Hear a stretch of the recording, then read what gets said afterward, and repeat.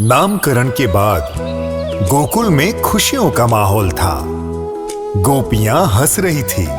नंद बाबा के संग साथी उनके साथ जश्न मना रहे थे।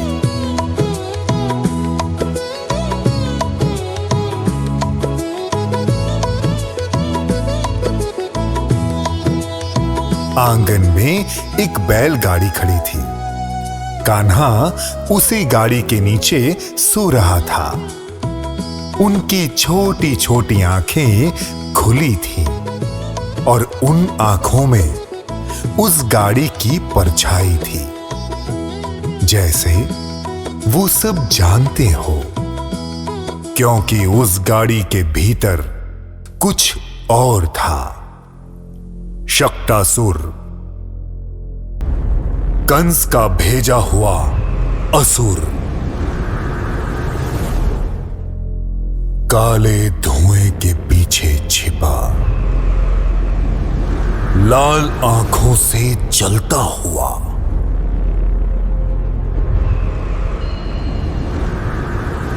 और अगले ही पल वो गाड़ी हिली, झुकी।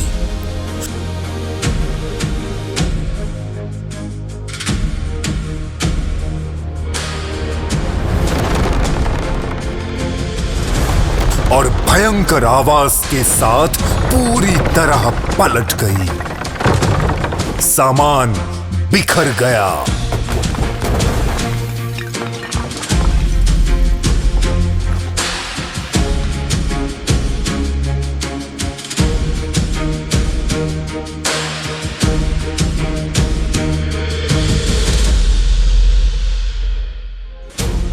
गोपियां दौड़ी, नंद बाबा के साथी दौड़े। सब हैरान थे। पर कान्हा एक टोकरी में शांत लेटी थी, सोते हुए, मुस्कुराते हुए।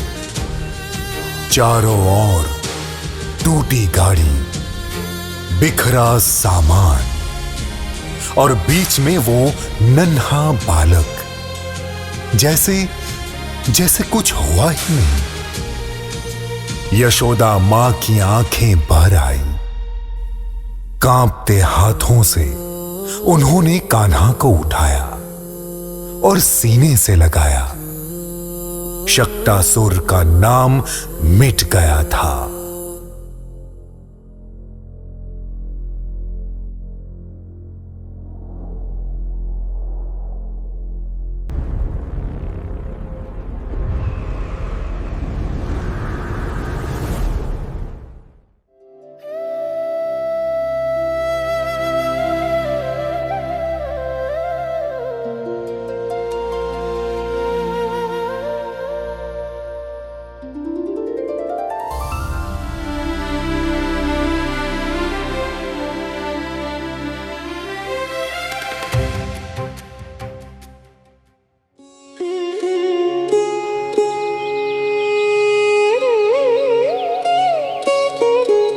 बरसाना की सुबह में वृषभानु के घर खुशी का माहौल था।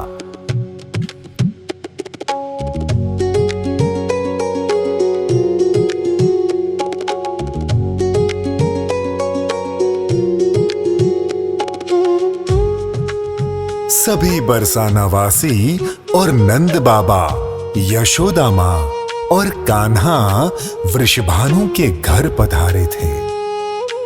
वृषभानु सभी का स्वागत करते हैं। सभी लाली को देखकर मोहित हो जाते हैं।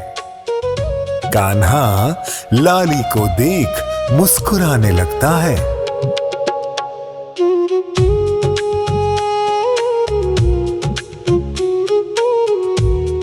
यशोदा मां कान्हा को नीचे रखती है तो कान्हा घुटनों घुटनों चलने लगते हैं।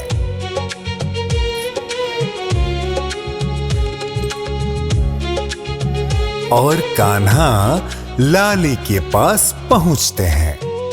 लाली को देखकर मुस्कुराने लगते हैं। जैसे ही कान्हा लाली को स्पर्श करते हैं, लाली पहली बार अपनी आंखें खोलती है और आंखें खुलते ही लाली सबसे पहले कान्हा को ही देखती है। सभी बरसाना वासी जितना खुश थे उससे भी ज्यादा खुश लाली की आंखें खुलने पर हुई।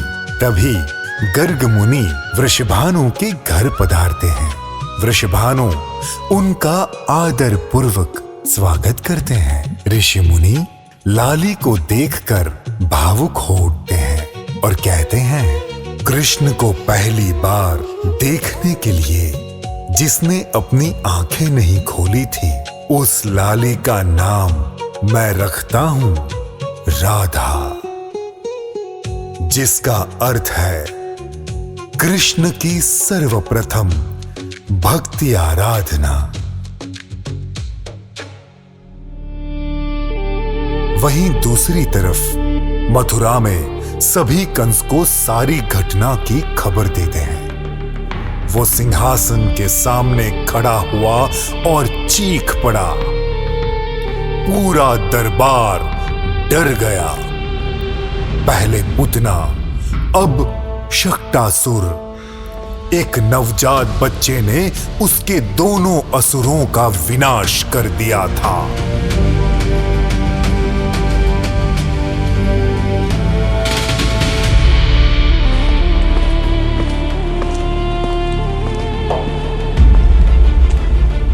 कंस ने अपना सबसे खतरनाक हथियार बुलाया, तृणावर। वो असुर जैसे आधा काला इंसान और आधा भयानक भंवर हो। उसकी आंखें अंगारों की तरह जल रही थी। उसका काम था हवा बन जाना और कान्हा को हमेशा के लिए उठा ले जाना।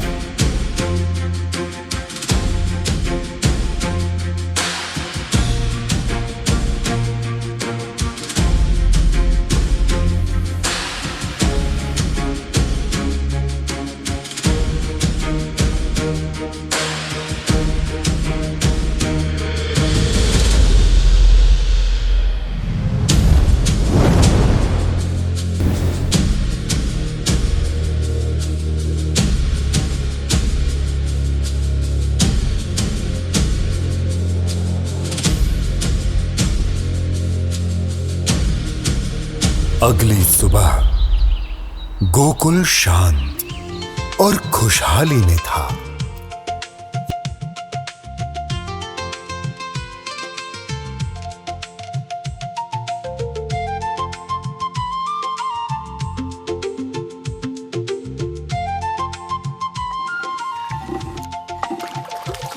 यशोदा मां छाछ और माखन बना रही थी। यशोदा मां कान्हा को गोद में लिए घर से बाहर आई।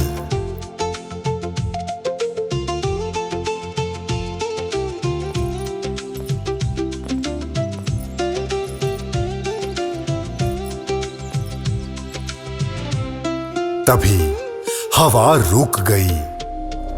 आसमान काला हो गया। एक विशाल भंवर गोकुल के बीच उतरने लगा।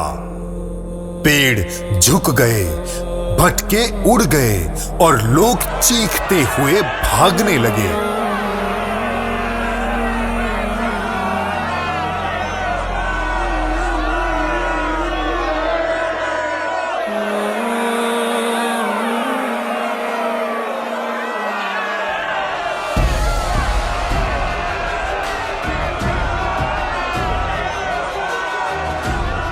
यशोदा मां भी भागी, कान्हा को कस के पकड़े हुए, पर तूफान ने उनसे कान्हा को पहचान लिया और उन्हें चीखना शुरू कर दिया।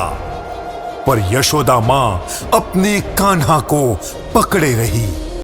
पर कान्हा को लीला करनी थी तो होनी को कौन रोक सकता था। कान्हा उस तूफान में खींचा चला गया।